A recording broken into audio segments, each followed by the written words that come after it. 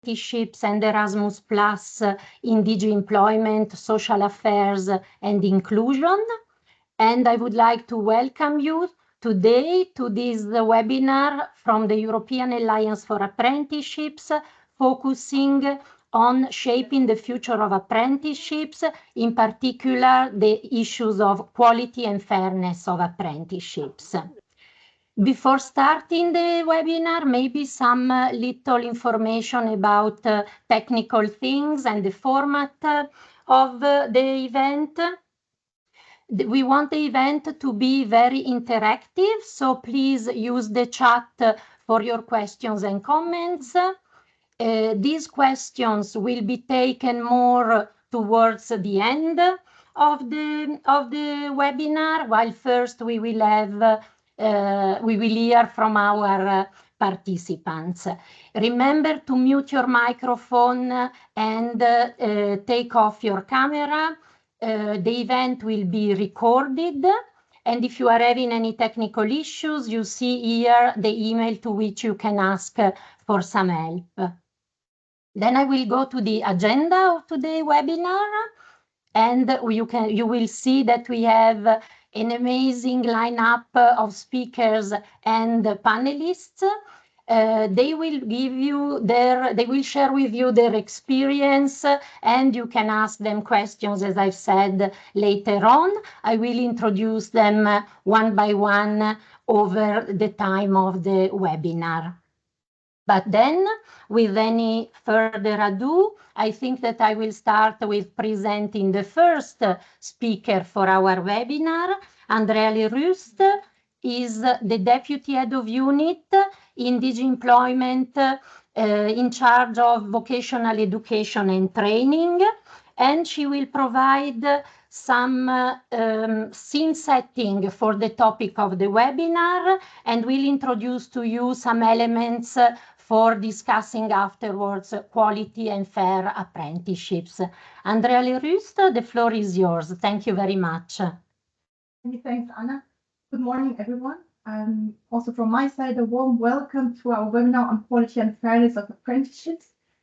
This webinar comes actually at a very good moment because, as you may know, the Commission adopted last month the Union of Skills communication. What is the Union of Skills? It's the EU strategy that aims to equip people with the skills needed for a competitive Europe. And not surprisingly, vocational education training has a strong role in this. Our Commission President has made it very clear already in her political guidelines that she would like to give vocational education training the prominence it deserves, because it prepares people for quality jobs and gives them the skills that companies are looking for. And apprenticeships are a particularly effective mechanism to ensure high quality learning and employment pathways. Looking at it from the perspective of employers, they are a valuable opportunity to bridge skills gaps. And from the perspective of the learner, of course, they increase employability. So apprenticeships are a win-win. The European Alliance for Apprenticeships has an important role in the Union of Skills. It's mentioned several times, both in the main communication and also in the two accompanying action plans, one on basic skills and one on STEM. And there is, for instance, a call to increase its membership and also to tackle gender stereotypes in apprenticeships, especially in the STEM field. And this is probably a good moment to invite those of you that are not yet members to join the initiative. My colleagues will put a link into the chat with the contact details, how to reach out to us. So you're most welcome to join. Since 2013, IAFA has been working to unite governments and key stakeholders with the objective of enhancing quality, supply, and the overall image of apprenticeships. And in this context, I would also like to mention two other tools or initiatives that contribute to this common aim. One is the European Framework for Quality and Effective Apprenticeship that was adopted in 2018. It establishes 14 criteria that should ensure quality of apprenticeships.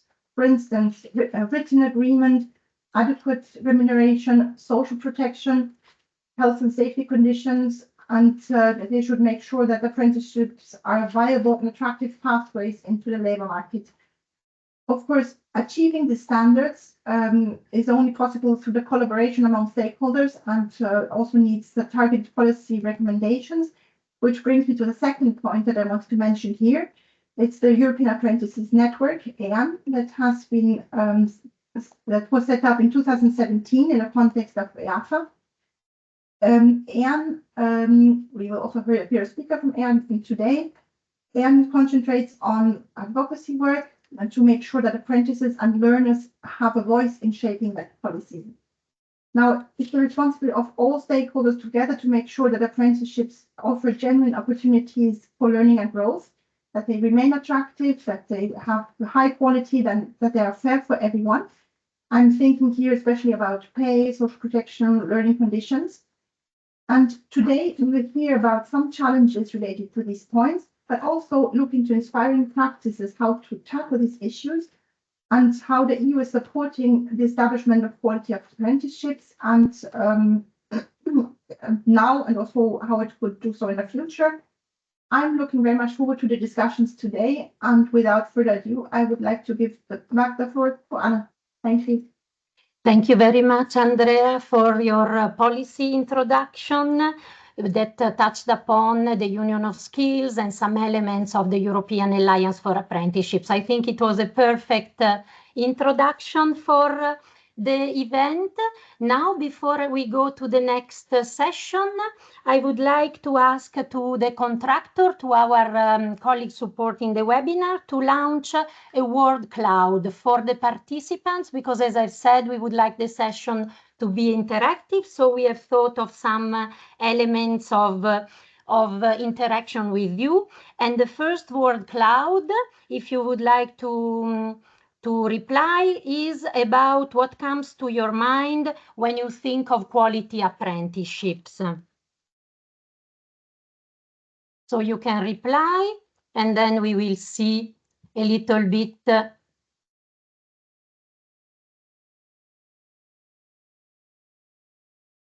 I will give you a few moments for your reply.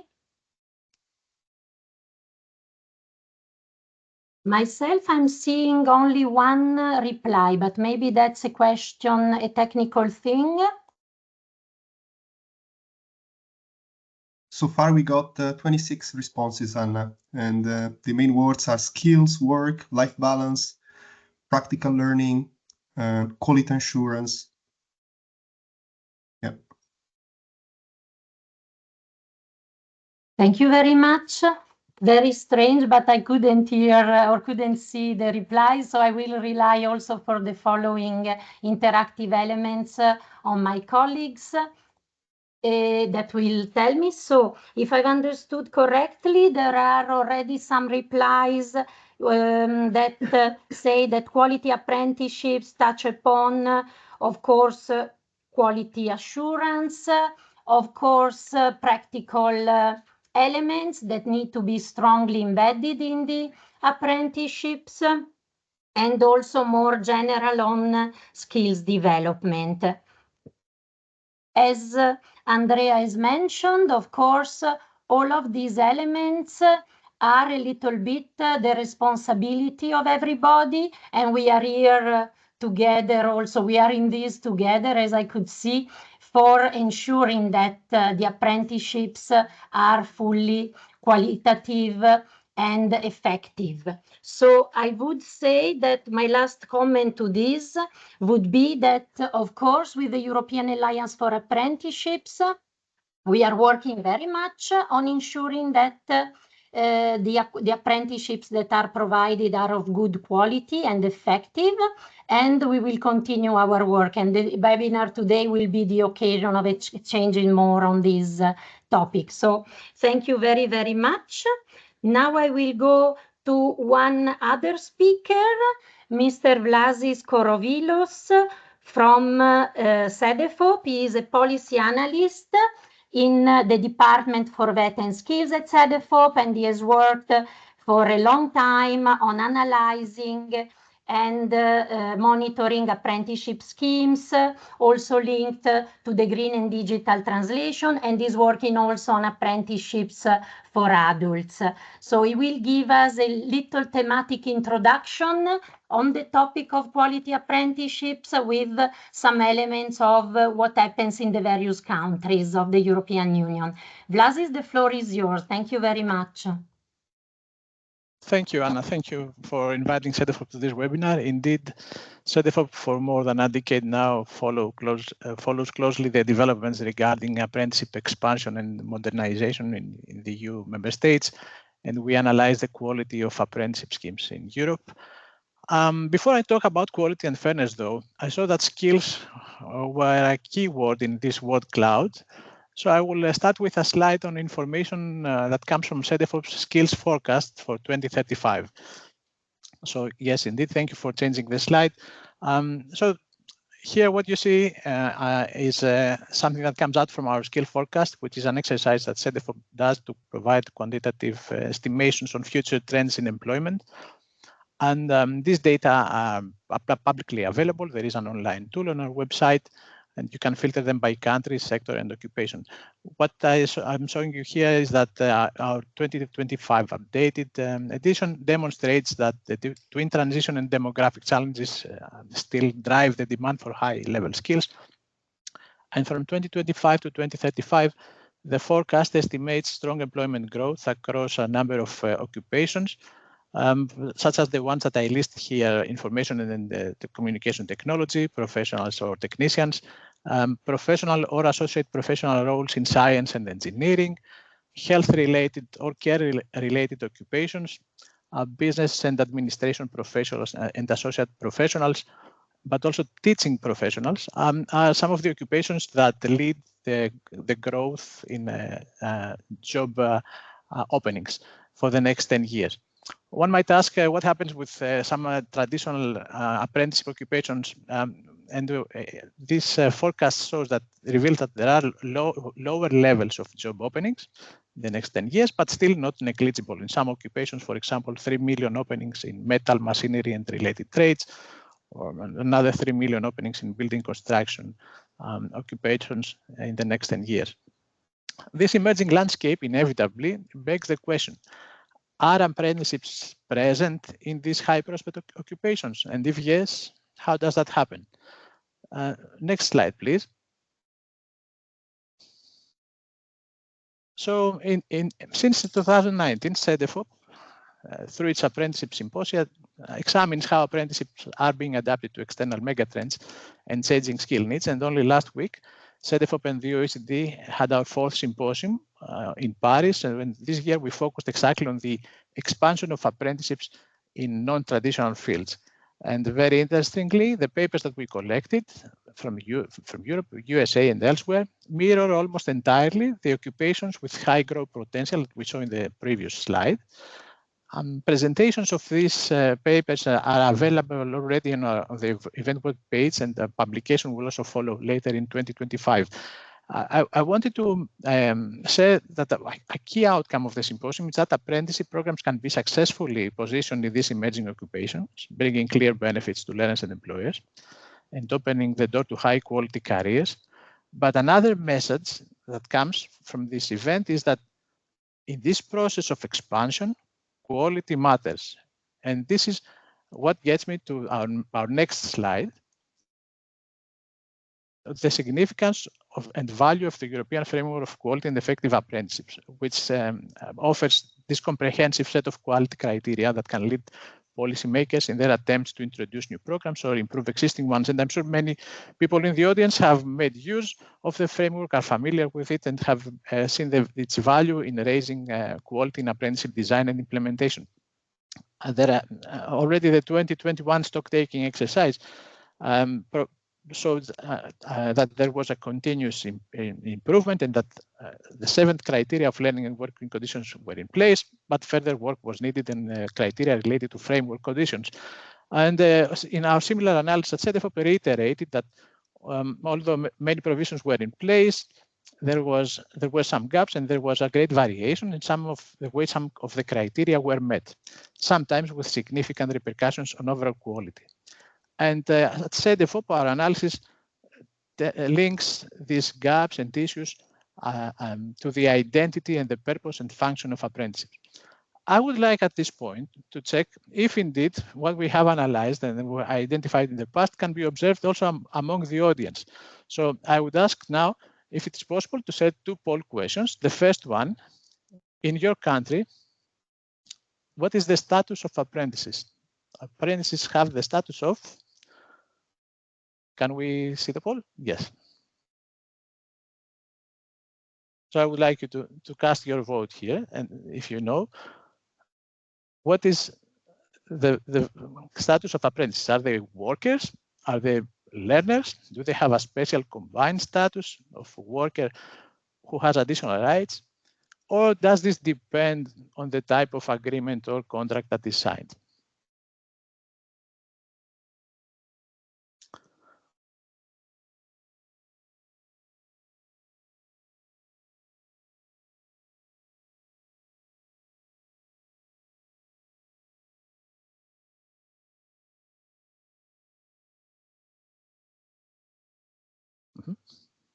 You see already that there is a significant variation. All 4 different options are actually marked. Some are more frequent than another, but there's no predominant model. And I also see some responses about a totally different, like a 5th option, other. Perhaps we can also show now the second poll, the question, which is about the workplace component of apprenticeships. And what is the share of it in the overall total program duration? So could we share also the second poll question, please?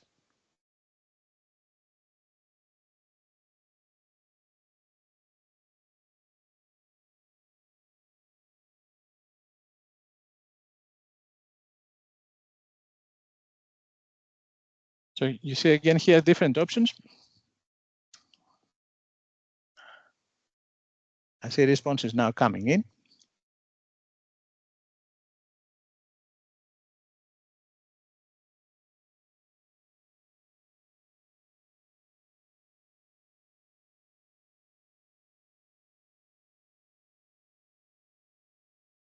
So you see already that although in majority of cases, the share of the workplace component is above the 50% of the total program duration. We also have cases that it's below 50%.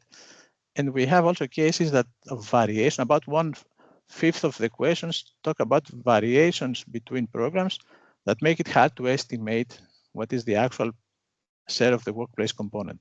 So thank you very much. So now perhaps we close the poll and we go to the next slide, which is indeed revealing, further revealing and reaffirming what we saw on the poll, the differences in working conditions and the implications that it might have for quality and fairness. I don't know if this happens for everyone. I'm seeing now the poll and not the presentation. So if you could please share the presentation again.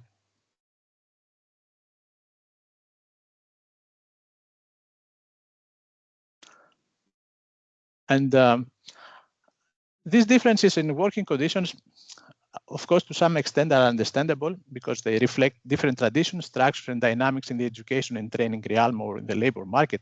But to some extent, they are also a matter of choice of those stakeholders who make the key decisions about apprenticeships. And we need to understand that these choices that are made over one framework criterion are often inherited to other ones. And in this way, directly affect the level of apprenticeship quality and fairness. So if in one country, stakeholders consider apprentices to be primarily workers or workers with some additional rights to education, this is typically followed by labor contracts, which is typically followed by a wider set of rights related to sickness leaves, learning leaves, examination leaves, pension contributions, etc. And also frequently followed by a clear expectation that employers cover the biggest part of the wages. Subsidies may exist for employers, but are less represent a lower share of the wage cost. But in the EU, we also have the models where. So I was explaining that in some European countries there is apprentices are considered to be primarily workers or workers with additional rights that support their learning. I think you must have heard this part. That this is typically followed by a labor contract and a more extensive set of rights. But there are also cases where apprentices are considered to be primarily learners. And in these cases, it is frequent that we see less comprehensive written agreements that are not followed always by a full set of social protection provisions. It is more frequent that these schemes rely on subsidization of the wages, high subsidization of wages, that we might have allowances instead of wages. And we also have some extreme cases where the state ends up paying the entire allowance and companies pay no wage at all. And between this, there are so many variations, even countries where the company is the one that chooses to pay a wage and offer a contract, or to pay an allowance and offer a less, let's say, binding type of learning agreement. And it is obvious that these variations relate to fairness, first in terms of apprentices' rights, but also fairness in terms of cost sharing. Who pays and how does the contribution of employers and state matches the value they gain? Next slide, please. And these differences are also observed in relation to learning conditions. Many things have been introduced, and we have significant achievements in the past 10 years, and even more so since the introduction of the European Framework of Quality and Effective Apprenticeships, but there are still some question marks. So in most countries, the workplace component is usually above 50%, but as you also see so in the poll, there are still cases that this share of workplace is below 50%. There are cases that alternation between learning venues is not always formally mandatory. And it's also not clear how long is the program. Sometimes apprentices can jump in and out of an apprenticeship program, especially when this is just an alternative option to school-based FED. And of course, all the schemes that we study are linked with formal qualification that is part of the national qualification frameworks, but there is ambiguity over the basis of the learning content, especially for the workplace component.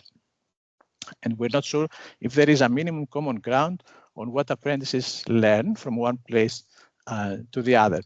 And of course, there are requirements for training companies, and one of the requirements is to appoint an in-company trainer. We see this across the board in all EU member states and their apprenticeship schemes, but these requirements are not always linked to as explicit reference to pedagogical competencies of trainers. These are examples of the things that we have achieved and the things that remain a question mark. Next slide, please. So these variations are mirrored also at the framework conditions, and progression opportunities to higher education levels are limited in some European countries. And one might wonder if this is rooted in concerns about the content of the workplace component and the comparability and transparency of what is taught there, and quality assurance or tracking and monitoring. If we do not know who is an apprentice, how can we measure and what is the labor market outcome of the program? And a point of great variance is the engagement and involvement of social partners. Although they are somehow involved in structured dialogue in all EU member states that we analyzed, more often than not, their role remains primarily advisory. Next slide, please. So I want to close with a positive outlook. Since 2018, the quality of European apprenticeship schemes has been improving continuously. In a way, Europe sets the standard for the rest of the world in this respect, and the European framework and the benchmark exercises and policy learning fora have certainly contributed in a positive way. We feel that this is the time to push even further, reach the next level of quality, get closer to excellence, and look at the longer term impact of the decisions that we make about apprenticeships, impact in terms of progression, in terms of perception, and prestige in terms of the ability of apprentices to learn to work with emerging technologies, not just now, but also with a view to future changes in the labor market. And this gets me to my final slide, please, which is a key consideration about the way forward. In 2026, CEDEFOP intends to look more at the quality of apprenticeships in the EU in relation to the European framework, in close communication with DG Employment, of course. And preparing for this exercise, we ran a preliminary analysis on some of the database, the schemes that we have in a European database of apprentices. And together also with my colleague Lisa Ruscombe from ETF, actually. And a message that comes out is that from this preliminary analysis, that regardless of the overall skills formation system in a European country, even when social partners are given a strong role in apprenticeship co-decision making or coordination, then we do notice that they typically assume more responsibilities across various functions at the implementation level. And this is associated with the fact that all the studied criteria of the European framework that we analyzed are met in these schemes.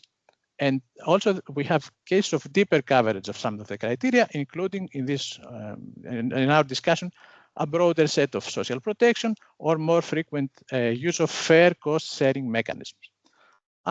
More work is needed on this, but I would like to close this that this also reaffirms my previous message. It's time to focus on improvements that ensure that there are mechanisms and processes for meaningful involvement of all key stakeholders. This raises the engagement and helps unlock new higher levels of quality and fairness. I hope this serves as a useful prompt for the discussion that follows. Thank you very much. Thank you very much, Vlasis. I am sure that the introduction that you have provided is very, very interesting for the participant. They could see a bit the state of play of implementation of our council recommendation for effective and quality apprenticeships. And your introduction also showed the variety of the apprenticeship systems across Europe. But we heard from your slides that all of the countries regarding the type of apprenticeship system that they have, they are implementing it, the framework well and advancing well. I will build on one of your last points, also underlying the important role that you have mentioned for the social partners, because they are also one of the founders. Social partners are the founders of the European Alliance for Apprenticeships more than 10 years ago. So their role indeed is very, very important. Thank you very much, Vlasis. Now I think we will move to the main part of our webinar, the panel discussion. And I would like to introduce our speakers. So I will ask the panelists to unmute, to put their camera on and then unmute themselves when it will be their turn to speak. So I will go first on presenting the first of the panelists, Daniele Sabato. Welcome, Daniele, and thank you for being with us. Daniele works as Project and Policy Officer at OBESU, the organizing bureau of European School Student Unions, and acts as the coordinator of the European Apprentices Network that has been introduced by Andrea Lerust, our first speaker. He focuses on VET and apprenticeships, digital rights and education, inclusion and student engagement. Maybe we start directly with you, Daniele. Yes, thank you very much, Anna, for the introduction, and thank you for inviting me and OBESU and the EAN to be part of this webinar. Thank you very much for sharing also the presentation. OBESU, maybe you already know, is the main platform for cooperation of learners and student unions active in general, secondary and vocational education and training in Europe. Today, I will be talking to you as coordinator of the European Apprentices Network, of which Obesu is co-founder and collaborator.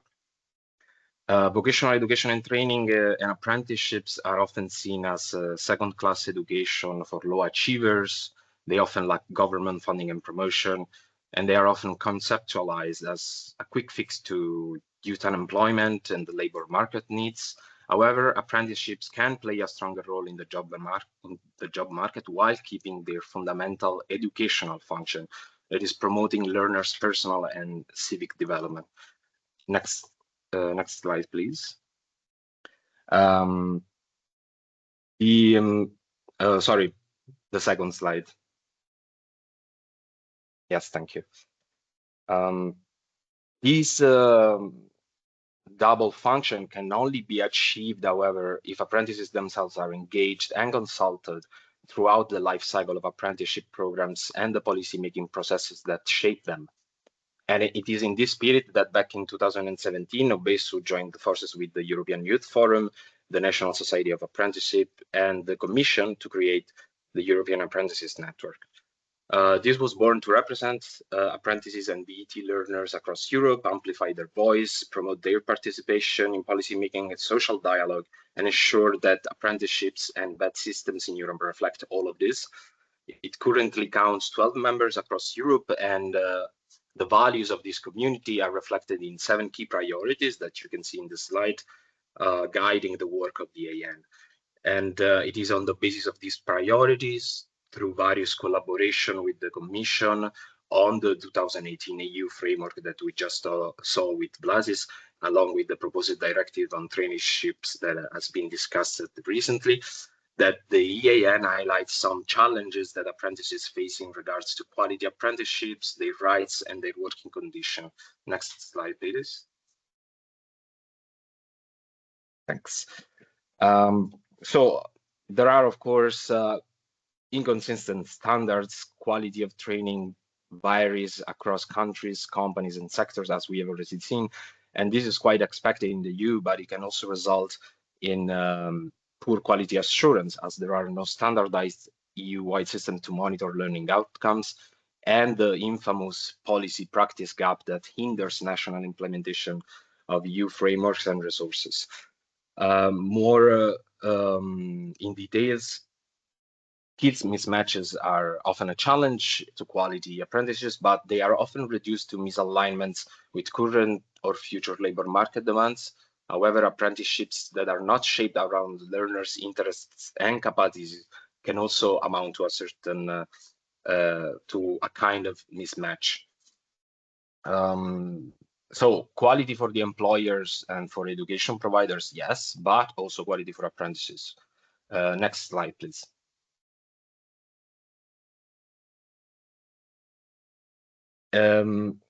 Quality means nothing, however, if the rights of apprentices are not promoted, respected, and realized, enforced. And there are several challenges related to these, first of which is underrepresentation. Apprentices continue to have little or no role in many decision-making processes, especially at the national level, and this is probably the most concerning issues for us. At the same time, discrimination, access barriers are a huge problem in VT systems and apprenticeships, because they have very diverse populations compared to higher or secondary education. The presence of adult learners in VT should suffice, but there are also many people coming from disadvantaged backgrounds. And this is partially due to the stigmatized perception of VET and apprenticeships as an educational pathway for so-called low achievers. The problem is that this diversity does not necessarily equal inclusivity, especially when it comes to fair access to opportunities and equal recognition of rights. We also have these unique status characteristic of apprentices that act both as learners and workers. Yet this reality is not reflected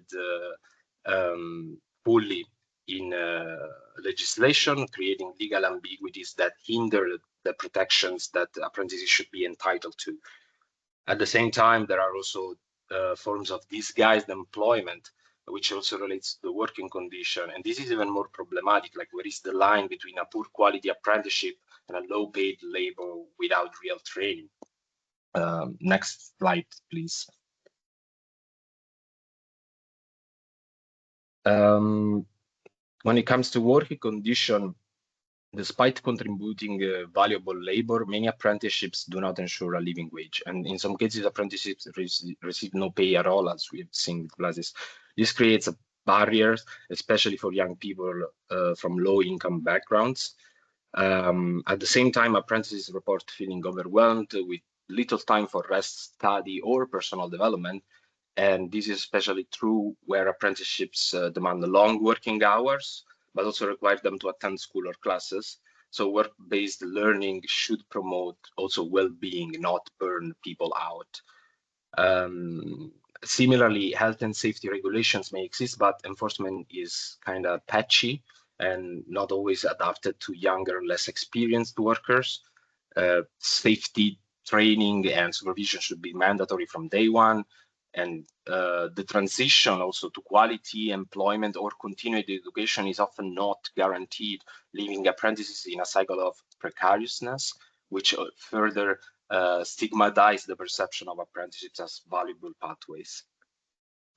Of course, there are mediation systems that vary a lot across states, but these are very few mechanisms that should help resolve workplace conflicts fairly. Sometimes apprentices are so not considered in the design of apprenticeship system that they feel less valued when it comes to the relations with their employers or to their education providers. They often feel scared of speaking up and feeling that they can play a role or say something about their own experience of their apprenticeships.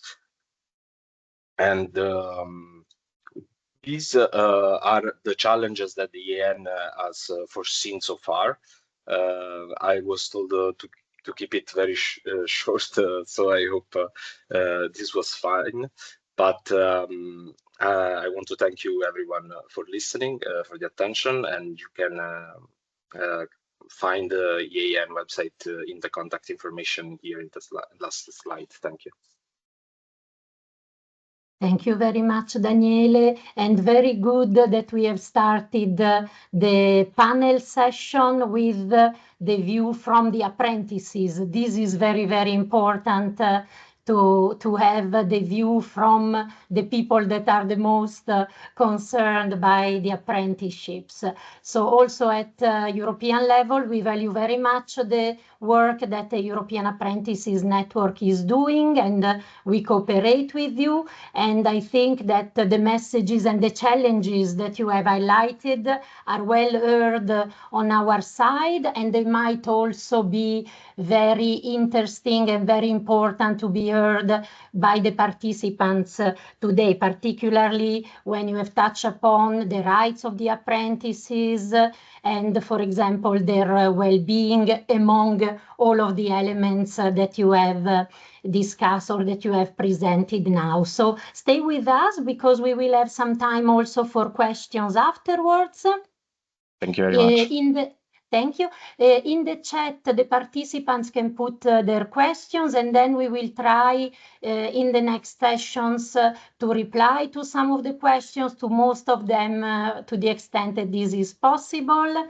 Now I would go for the second panelist of this session, Ms. Olga Kafetzopoulou. Is the Secretary General for Vocational Education, Training and Lifelong Learning in the Greek Ministry of Education, Religious Affairs and Sport. Olga has more than 30 years of experience in the field of vocational training, and she will share with us her insights on the work that has been done in Greece in terms of quality frameworks and the quality of apprenticeships. Welcome, Olga. Thank you for being with us, and the floor is yours. Thank you very much, Anna. I'm really glad because I take the floor after the apprentices, after the learner's perspective. So it's always a pleasure for me to try to share with you our experience, especially based on the new adult apprenticeship scheme that was introduced in Greece in 2016. So for us, quality was a crucial point, because due to the fact that we had to design a new scheme, the pathway had to promote quality in order to promote visibility, attractiveness, monitoring, and common rules. So as far as the Ministry of Education is concerned, back in 2016, we had two apprenticeship schemes, one, an old one, a traditional one, and the new one that started step by step from 2017 until now. So based on a thematic country review that we had with CEDEFOP, Vlasis know exactly what I'm talking about. We had quality as a major issue concerning the quality development of a new scheme. So for us, quality was a major factor. That is why we tried with the Public Employment Service under the Ministry of Labour to design common rules. After a lot of discussions, we are now in a very, let's say, interesting position, because for Greece, we have a common quality framework for both apprenticeship schemes. So whenever we are talking in Greece about apprenticeship, we use the same rules. And due to the fact that we, as far as the Ministry of Education is concerned, had to design and implement a new scheme, we had the opportunity to include in our national regulation the European recommendation for effective and quality apprentices. So we have now a common quality framework based on the 14 criteria. So for us, quality for learners and quality for employers is obvious.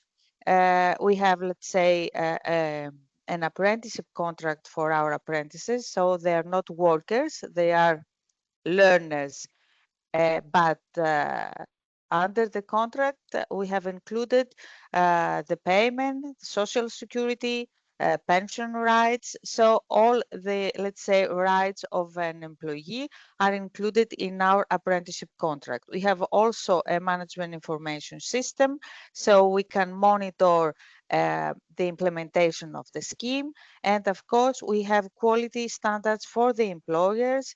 The trainer is included in the apprenticeship contract. It is named, and we have also new curricula for the apprenticeship scheme based on learning outcomes, the new methodology, and the trainer from the company component and the teacher from the educational unit component have to follow and have to work very closely in order to check or monitor the development of the apprentices at school, but also at the work-based learning component.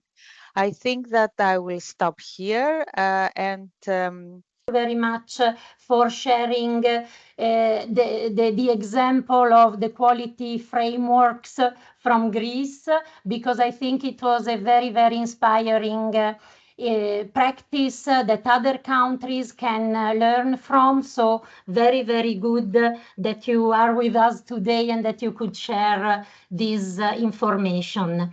The participant can ask questions in the chat, and in the meantime, for myself, I would like to present the following speaker in our panel, who is Patricia Velikou, the head of collective bargaining and social policy in Industrial All Europe, the European Trade Union Federation representing the workers in the manufacturing, mining, and energy sectors. Patricia has been a senior policy advisory advisor focusing on various policy, among which labor market policies, training and skills, and artificial intelligence. She has worked on these topics for the past 6 years. So Patricia, thank you also to you for being with us, and the floor is yours. Yes, thank you very much also from my side for inviting us to be part of this important webinar. Actually, I want to keep it quite short and focus, especially on the reality on what we have been observing in our sectors. And I would like to actually second what Vlasi said. It was great to hear that when the social partners are involved, we do see that the quality of apprenticeships are better, and we see that the criteria are actually being met. And this is what we have been observing as well. Let me give an example from Denmark, where the social dialogue is working very well. The social partners, so both the representatives of trade unions and of employers, are involved actually in everything from the development of curricula for apprenticeships to make sure that what apprentices are learning is actually up to date and also reflects the needs of employers on the labor market. And then they are, of course, also involved in accompanying the apprentices in the workplace, making sure that they have a mentor, that the pay is adequate, that the learning outcomes are actually the ones that is also going to ensure them a job in the future. Because actually this is, to give you a negative example, this is what we are hearing, for example, from our members in Romania, where trade unions are not really involved in this. We hear complaints that the curricula are actually not reflecting the needs on the labor market, and then the quality of apprenticeships are quite low, that it's still very unattractive. And what the colleague Daniela was also explaining before, we see that it's hard to actually attract young people because of this image of apprentices being a kind of second class or a pathway for low achievers. One thing that I also wanted to really highlight is that despite what we are hearing on the shortages of skills and the shortages also of labor, on the labor market, we actually see a decrease in the number of apprenticeships that are being offered, especially since COVID-19. COVID-19 has really hit apprentices very hard. And our affiliates from Austria, for example, or from Germany are saying that the number of apprenticeships are still not, that are being offered, are still not matched to pre-COVID times. So despite having this irony of the need to attract more young workers to industrial sectors, we don't see the necessary number of apprentices being offered. And of course, here the question of attractivity comes again into place, because another example from our affiliates in Germany, from IG Metall, they are saying that it's of course hard to attract young people to do an apprentices in the manufacturing sector, in the steel sector, where working conditions are still quite difficult, if the pay is not going to be also attractive, and if it's similar to the pay of an apprentices in becoming an office clerk. So yeah, do you want to work in 3 shifts and in horrendous work if you are not paid better than working in an office? Probably not. Coming to adding to this problem of attractiveness, it's also more difficult to attract apprentices in these sectors if there's no employment safety. Of course, the image of industry being delocalized has not necessarily created this impression of having job security, and that also contributes to the difficulty in attracting young people to the sector. And then this question of retention. So we heard also from previous speakers that it's not automatic that once you ended an apprenticeship you are going to also be retained and offer a job in the company. Well, this should also be part of the deal and should also be something that is offered to apprentices in order to make them more motivated and to want them stay on and to not be then trapped in this vicious circle of unending apprenticeships that are sometimes kind of bogus, low quality work contracts. And for this, what would really help, in addition to making sure that the quality framework is applied, would be also to have social security, social conditionality, sorry, on public funds that are given to companies. So we have already seen this a bit in the Clean Industrial Deal, but hopefully this will be followed on by the European Commission. We want to make sure that when public money is given to companies, especially also in our sectors, then they will also have to offer quality apprenticeships to young people and also offer then the possibility for them to be retrained and to have a quality job with access to lifelong learning. I think this is what I wanted to say for the start, and I'm very happy to take also questions afterwards. Thank you. Thank you very much, Patricia.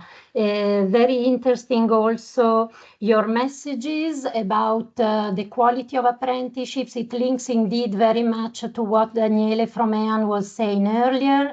And indeed, let's say, we work in the European Alliance for Apprenticeships very much on the issue of the image of apprenticeships and the attractiveness. And indeed, we see the webinar today and also all the work that we do on quality and fairness as being the building blocks for the attractiveness also of apprenticeships, because to attract the young people or the adults, of course, there is a lot that needs to be done, or there is a certain level of quality and fairness that needs to be ensured. So thank you very, very much. You were touching also upon the fact that companies struggle to fill the vacancies that they have, even for apprentices, and then this might be a bit the bridge to our next speaker, who I would like to introduce. But for the moment, thank you very much, Patricia, and we stay together for the last part later on. So the next speaker, as I was saying, would give us some insights on the views from the companies, because so far we have had the views of the apprentices, the views of the, let's say, public authorities, the views of the trade unions, and now we would go into the views, or let's be to get some insights from companies. And I would like to welcome Irene Saceda in our session. Irene is the Human Resources Business Partner at Ulma Packaging, a company in Spain. So Irene, thank you very much, and the floor is yours. Thank you very much, and good morning, everyone. Thank you very much for this invitation to the webinar. Okay, maybe I start introducing a little bit our company. At Ulma Packaging, we are dedicated to design and manufacture packaging machinery. So we are a company of the industrial sector.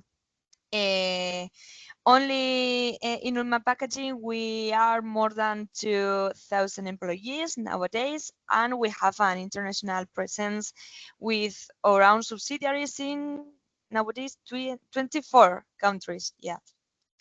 And in our company, the model we implement most often is an apprenticeship method, known here as a dual training for learners. Okay, so at Ulma Packaging, we strongly support this working and learning models as a strategic way to attract and develop talent inside of the company.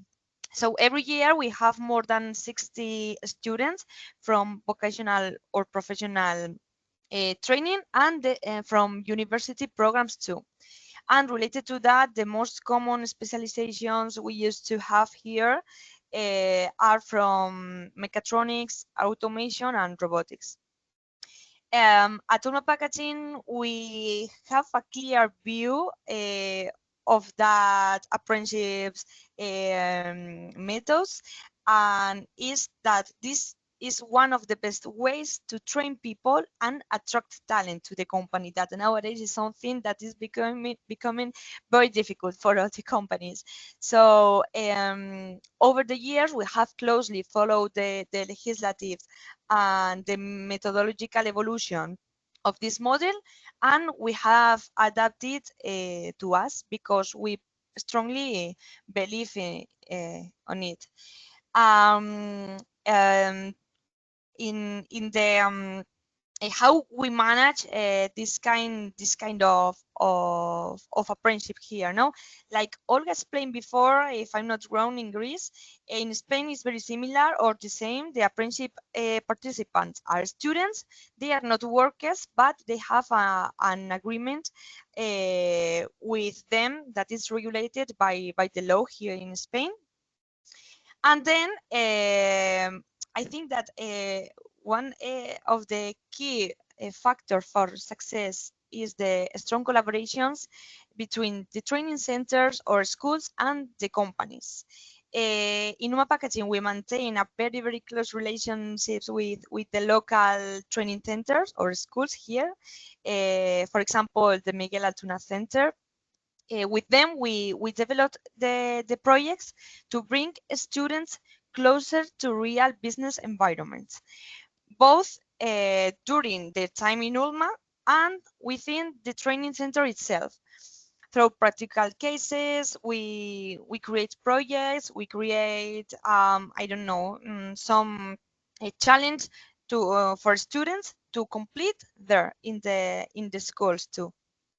So for the time they are in the company, the students are in the company, each student has a personalized dual training plan and is designed together by the school tutor and the company tutor, because they have here inside the company a tutor with them every day too.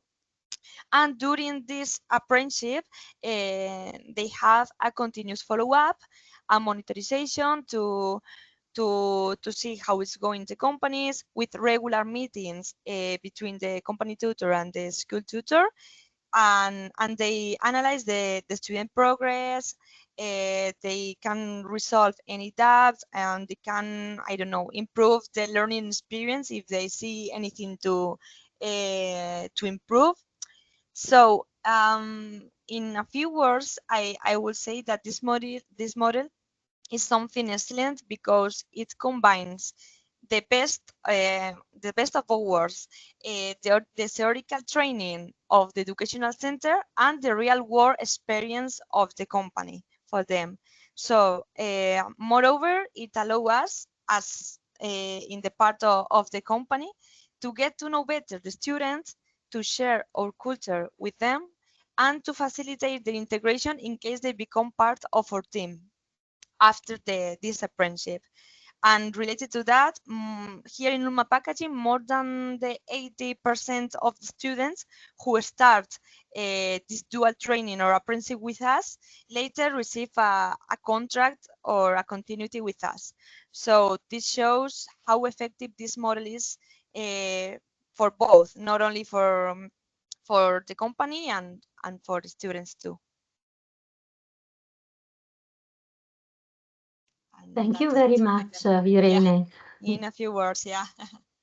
Oh, that was very, very interesting indeed. Thank you for sharing also your view. We have touched upon some of the challenges of apprenticeships, but then it was good also to have your views from the side of the company, highlighting also the benefits for the company which engages in apprenticeships, and also the opportunities for learners that have an apprenticeships contract or status, because they might be offered, and as it is the case in your company, they might be offered a permanent position after their apprenticeship. So it really goes into a very interesting it brings an interesting perspective to the discussions that we have had so far. And indeed, we know that Spain in particular has given a strong push, as well as Greece, as we have heard earlier from Olga.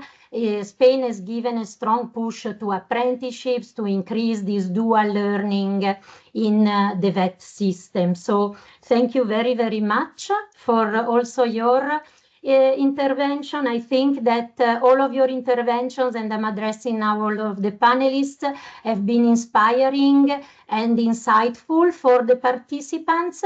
Maybe now we would go to some of the questions in case you would have questions for one another. I will leave you a bit of time to reflect upon that, and maybe we could take the opportunity to engage our participants in another word cloud, which I hope I will see now. So we would like to ask to the participants to also contribute with what they see as the challenges for quality apprenticeship. So we have heard a lot also from Daniele, from Patricia as well. So if you can, dear participants, also share your views.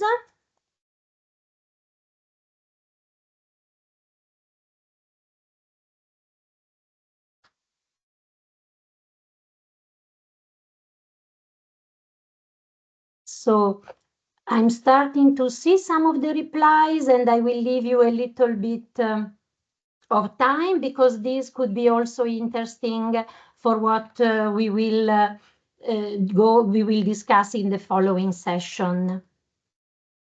So I start to see that it is quite in line with also what the panelists have been saying about attractiveness, the availability of the companies also to contribute to quality and fair apprenticeships. And then I see there are governance and responsibilities. It's the one that is winning is about the employer's role. So I underline again that it's very important that Irene was with us today to also show that there is indeed an important role for the businesses. And then I see also recognition and the word social, which also remind us that we also need to take very much account of the social conditions for apprenticeships, for apprentices. So maybe we close it for the moment, or I leave a little moment more for participants to give their responses if they want, just a few seconds more while we move into an interactive part among our panelists if they have questions for one another. In case, if this is the case, I would ask you to raise your hand if you want to ask one question to another panelist. And otherwise, I would also take the opportunity, which I didn't do before, to ask you some of the questions. And also for our participants, please put your questions in the chat. So as I don't see from our panelists any hand raised, maybe if I can have the honor to ask you some questions, and I maybe start from Irene from the end, because you were mentioning a lot of the benefits that you have in the company from engaging in this dual training. Maybe if you could tell us what you see as one challenge that you would like, for example, at the public authorities or at the European level, that we could help you with in terms of the companies engaging in apprenticeships. How can be helpful for us in this case? In my case, that I am very focused in the international part, maybe it would be very helpful to implement this apprenticeship that we have very integrated here in Spain, in maybe in other countries, because I said in the presentation of the company, we have nowadays 24 subsidiaries all over the world, a lot of them in the European Union, and I think that is very, very interesting to implement this kind of apprenticeship for students and learners in all the subsidiaries, because one of our challenge or problems in human resources nowadays is the talent acquisition. It's becoming very, very difficult to acquire technical talent in students. Is becoming something very difficult to us. So I think that with this kind of models, we have the companies like a very good way to attract people, to hire people, to know them maybe before become women packaging workers, for example. So I think that it will be very helpful to count on you to see these options in other countries apart from Spain. Thank you very, very much.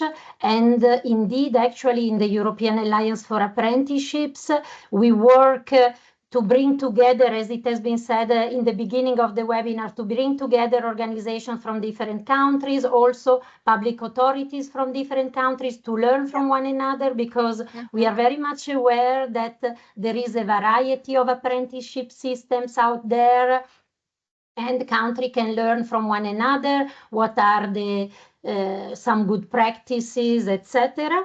Also, for replying to your question, also so to your comments, the Union of Skills that has been adopted in March, that has been presented by Andrea Lerust, our Deputy Head of Unit, also that will want to ensure that there is more cooperation across countries, more understanding also of what are VET systems, qualifications and apprenticeship systems in one country compared to the other. So there will be some elements of European actions that will go in the direction that you were pointing. So quite positive. We hope in very positive developments in the near future. Thank you very much.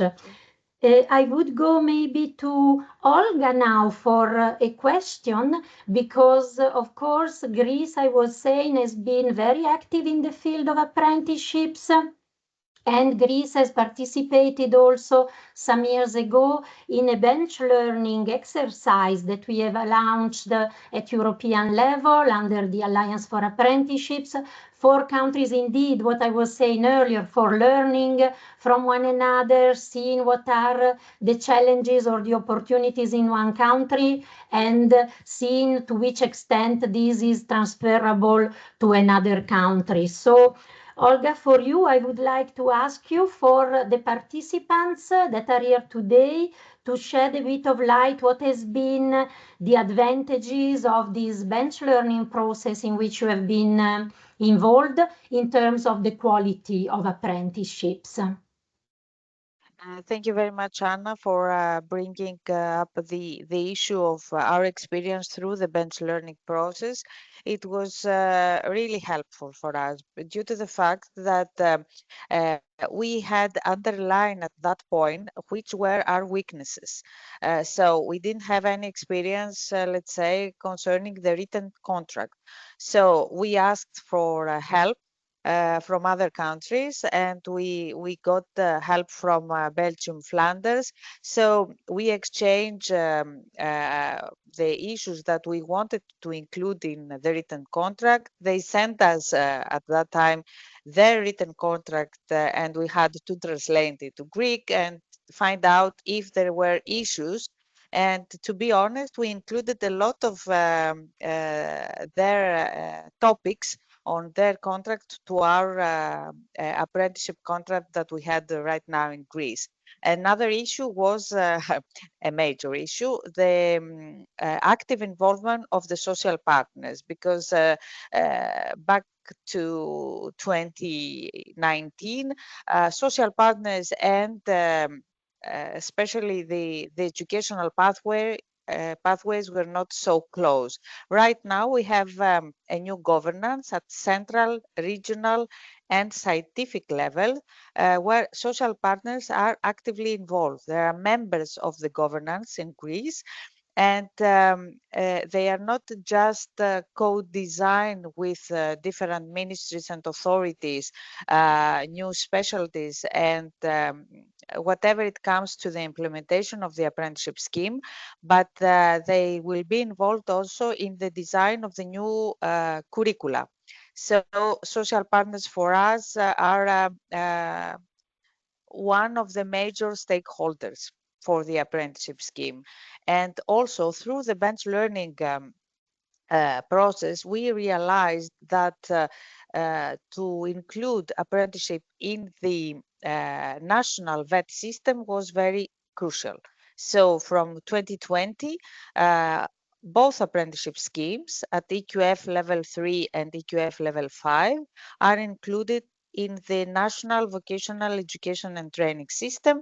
And of course, there are official pathways that at the end award a national qualification. So the experience through the peer learning process and, peer learning in small groups. We asked from countries that had a lot of experience, let's say from Germany and from Belgium, Flanders, concerning the involvement of social partners. We asked specific questions and we received at that time specific answers. Proposals, recommendation. We had very honest discussion with colleagues from different countries, and as we share our weaknesses, we also share our advantages, because we had social security as a crucial point to be included in our contracts, and we shared our point of view with other countries. So it was a win-win situation, and at the end, based on this, let's say, cooperation, we managed to have at the end of the bench learning process the common quality framework in Greece. So as the discussions were developed through the bench learning process, we managed to adapt the 14 criteria into the national regulation that still exist in both apprenticeship schemes. So if the bench learning process will be back, on the field of apprenticeship, I will strongly recommend other countries just to give the bench learning a chance. For us, it was a win-win situation. Thank you very much, Anna, for the question. Thanks to you, Olga, and thank you very much for explaining in a concrete way how it is possible to set up and to improve an apprenticeships system. So this can be very, very relevant, and also for mentioning the role of social partners in Greece. And this maybe allows me to go to Patricia and ask a question also to you, Patricia, because you have explained a little bit the challenges, but maybe I wanted to see, because you are really from a sectoral approach also, from the manufacturing, from the energy sectors, as I said in the beginning, and I wanted to ask you if you can also shed some light in how it is the reality of apprenticeships on the grassroots level, let's say. Yes, thank you very much for this question. I think maybe I can go a bit more into detail, because what I was already saying before, first of all, there's a big problem in the fact that there are not enough apprenticeships offered, and then also with the attractiveness. And then coming to the attractiveness, maybe to highlight what happened in Germany in the steel sector during the last collective bargaining negotiations that took place in autumn. it's very interesting to see, because there also the involvement of apprenticeships themselves in the collective bargaining round played a key role. So actually in the German metal sector, in the trade union IG Metal, they actually have also youth representatives that are consulting the views of apprenticeships on the ground. And one big demand from apprentices was to increase the pay, and to increase it actually in the way that they called it over proportional. So this was then one key demand in the whole collective bargaining round, to have an over proportionate pay for apprentices, in order for them to better face the cost of living challenge, that the cost of living crisis that is still ongoing, and that is particularly affecting apprentices. And they actually managed to win it in their collective agreement, because I guess employers also realized the need to improve the attractiveness of the apprenticeships that they are offering, by specifically addressing this question of pay. So I think this just shows what already has been said before, the importance of involving both social partners in a dialogue that can then really increase this, can really offer this win-win for both sides.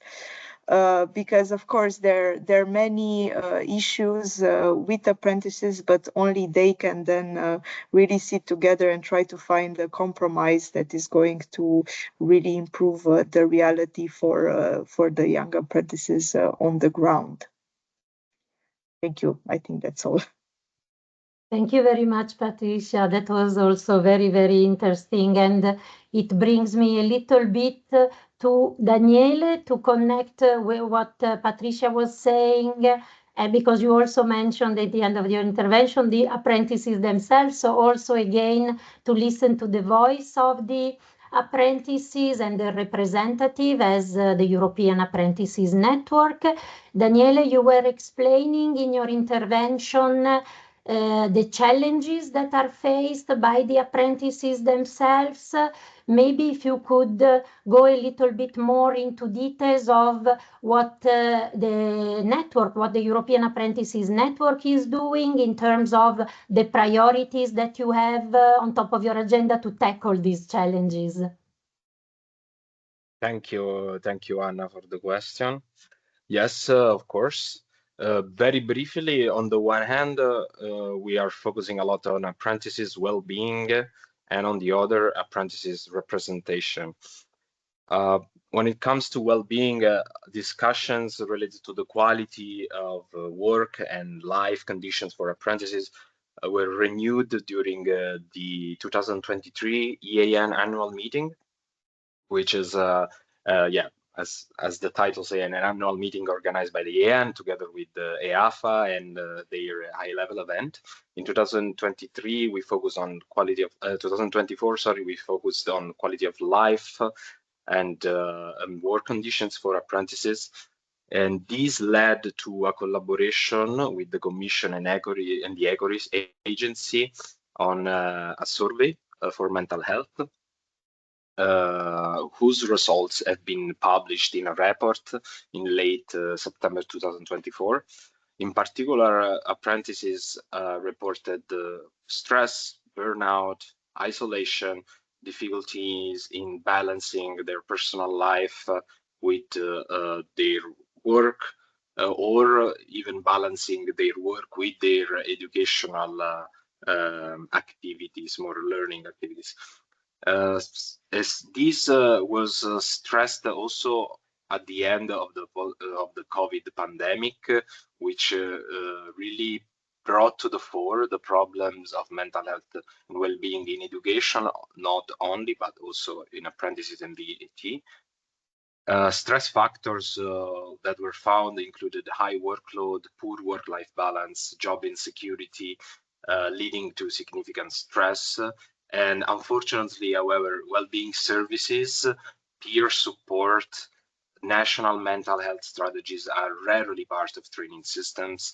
And that's why the EN still advocates for these values, which also contribute to quality of apprenticeships and could increase the attractiveness of apprenticeship schemes were they included in the contracts and in the trainings. On the other hand, this year, the EAN annual meeting will focus on representation. Despite the renewed interest of the EU in the fields of apprenticeships and VET, only a limited number of European countries have representative structures for apprentices run by apprentices, while apprentices in other parts of Europe just lack any forms of representation. The EN has always called for legal recognition of apprentice representation structures, the involvement of apprentices and their representatives in national VET bodies and EU dialogues, and also for clear, accessible information on how to participate in these consultations, in these dialogues, and how to organize forms of representation. This is why this year the EAN annual meeting will go back to the basics, so to say, and offer a space for apprentice representatives from all over Europe to share their practices and experiences in designing and running representation structures in their countries, so that they can learn from each other and improve this essential part of well, the whole apprentice systems, if you want. I was very happy to hear from many of the other distinguished speakers the importance of social dialogue. Just remember that within this social dialogue, also apprentices should be considered. Thank you. Thank you very much, Daniele. Indeed, quite an interesting intervention and reminder for all of us that we should include the voices and take account of the apprentices themselves when designing or implementing apprenticeship schemes. So those is quite interesting point, and I might touch upon that also at the end. Now, being mindful of time, maybe I wanted to take the opportunity to highlight some of the questions that have come up in the chat. I had forgotten to ask to the participants to indicate for whom the questions would be, but I will do it myself maybe to identify some volunteers for replying to the questions. So, for example, there is one on attractiveness that concerns employers and businesses, and the question says, how can attractiveness be increased for the employers, and what are the main measures that apprenticeships frameworks or regulation can implement in order to bring a permanent contract after the apprenticeships? Maybe I select among our panelists, and excuse me for that, I will ask probably to Olga and maybe also to Irene if she wants to reply from the perspective of the company. But let's see, maybe Olga, if you can give us some information. For us, attractiveness is connected to the main stakeholders. So sometimes for the policy makers, it is better not to speak a lot, but to give the floor to the real stakeholders. And I mean apprentices, vet teachers, company trainers, and in general, the persons that are active on the field. So whenever sometimes I speak to different audience, I think that when an apprentice came and share his or her experience, or where an employer say what were the benefits from his part, the discussion is more interesting for the audience. So I think that we have to promote the real stakeholders, the real heroes, and speak as policymakers less. On the other hand, I have to tell you that outreach activities is one of the main initiatives that we have decided some years ago. So we go to the employers, we go to the vet schools, and usually we have all stakeholders on the same event. So we promote, let's say, a meeting where vet teachers, company trainers, representatives from employer side or from employee side, and of course the learners themselves, the vet graduates, because this is the audience that the adult scheme is let's say open to, have to discuss. So we try to start the discussion, and then we leave the floor to the different stakeholders to just make, you know, internal discussions.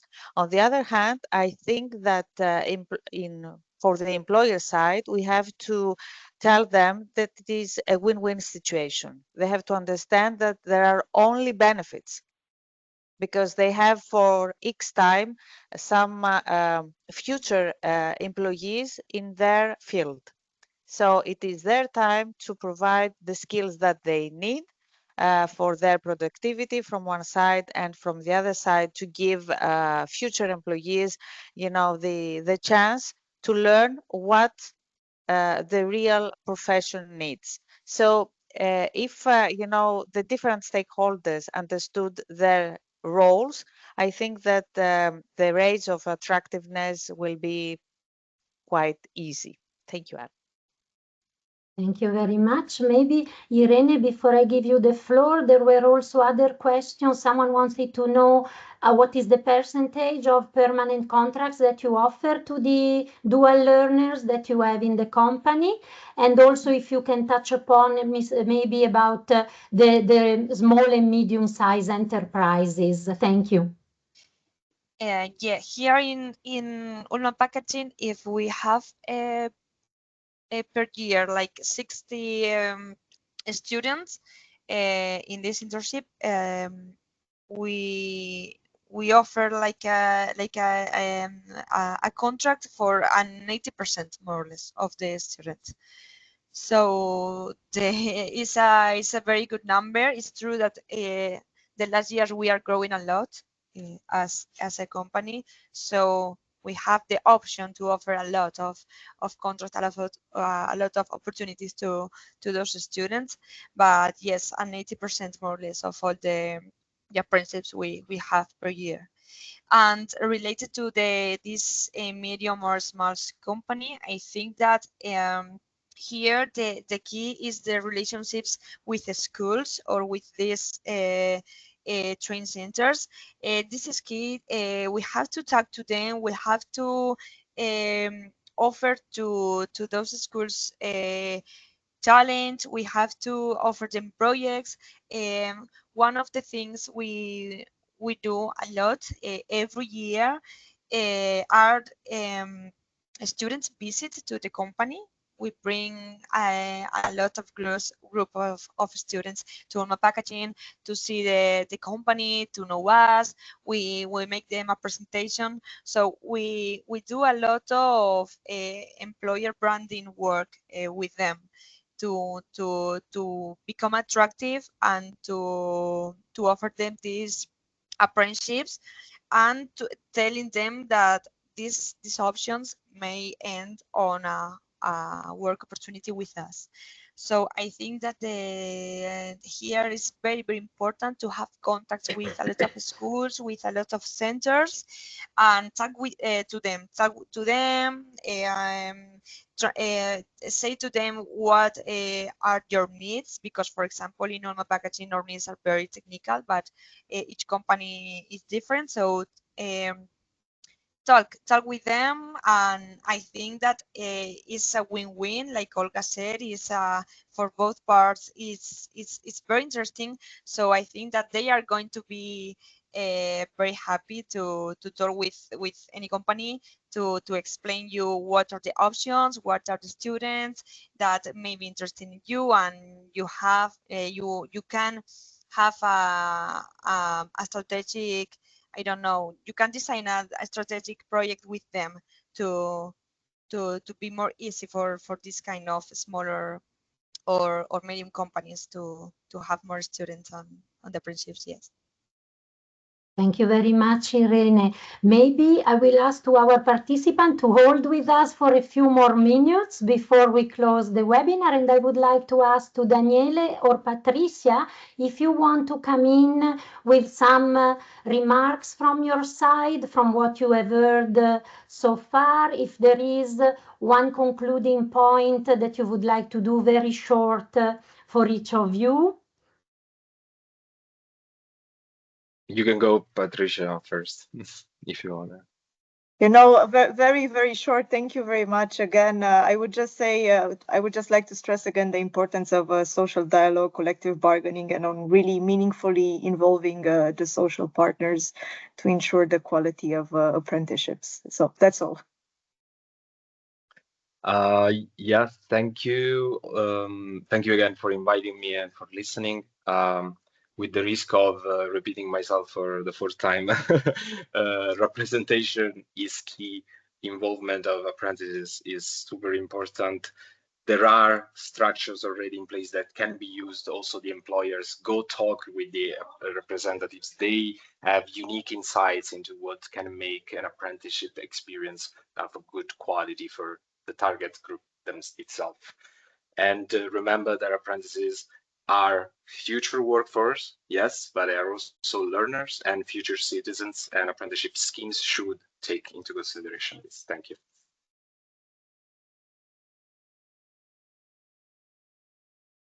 Thank you very much, Daniele, and indeed for Patricia and for yourself. Your calls are very well heard. It never harms to also repeat certain important elements.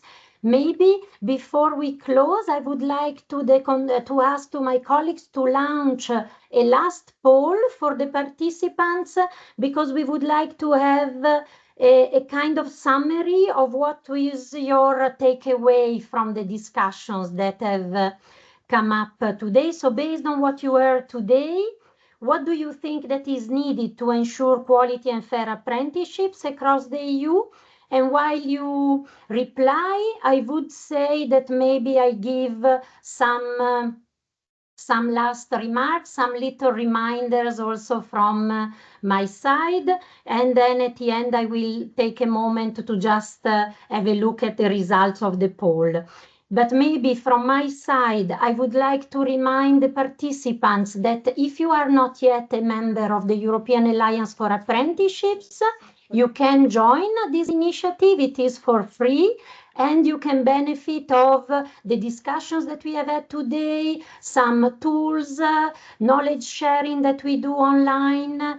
We have also high-level events that are coming up. There is one in June that has been mentioned also by Daniele. We have it every year. And now at the end of June, we will have an occasion to have the Vice President Minzatu with us.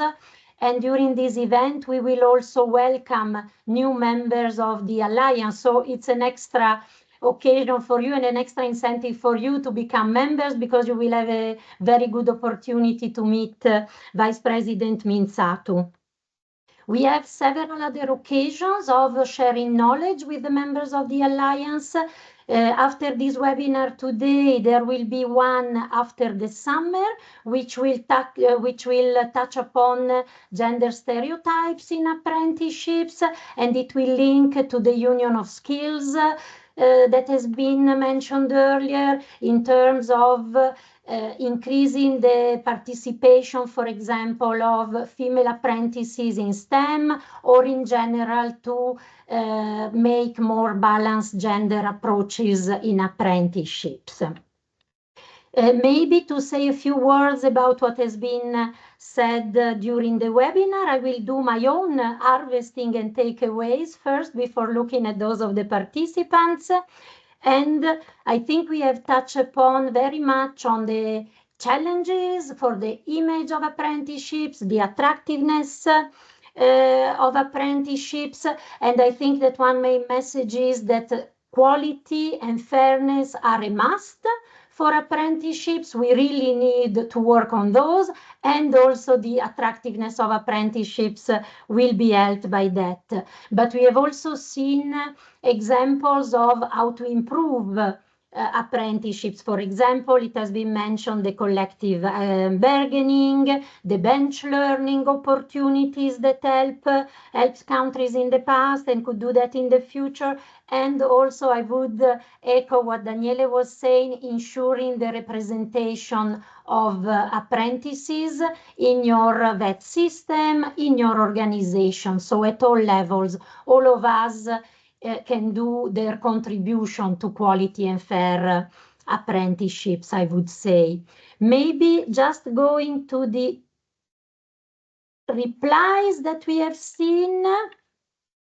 I think that the messages and the harvesting is very much in line with what I was saying as my personal message. So I see that social dialogue has been underlined also by the participants, the support for the creation of apprenticeships, and the role of all stakeholders. And there I would also say that indeed we are on this together, and it is a question of cooperating, also like Olga or other panelists were saying, of bringing everybody to the same table and discussing together how to make apprenticeships of good quality and with fair conditions. So for the moment, I would like to finish with thanking the speakers and the panelists for their insights. It's really very, very useful. Your role was key for giving some inspiration to our